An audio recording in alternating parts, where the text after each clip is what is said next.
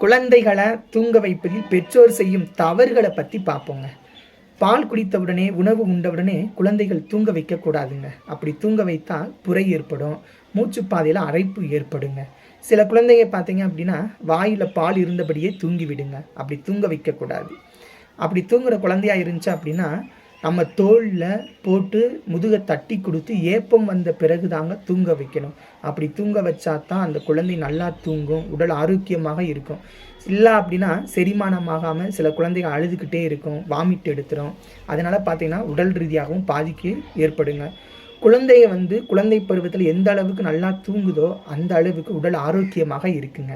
அப்போ குழந்தை நல்லா தூங்கணும் அப்படின்னா என்ன செய்யணும் அப்படின்னா, ஃபேனு, டிவி, ரேடியோ, லேப்டாப் இந்த சத்தம்லாம் இருக்கக்கூடாதுங்க.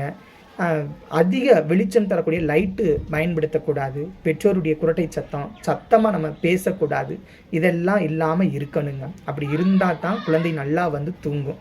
சொட்டு மருந்து கொடுக்கும்போது இல்லை வேறு ஏதாவது கொடுக்கும்போதும் பார்த்திங்க அப்படின்னா தோளில் போட்டு தட்டி கொடுத்து ஏப்பம் வந்த பிறகு தாங்க தூங்க வைக்கணும். அப்படி தூங்க வச்சாதான் குழந்தை நல்லா தூங்குங்க. தெரிந்து செயல்படுவோம். வாழ்க வளர்க வளமுடன்.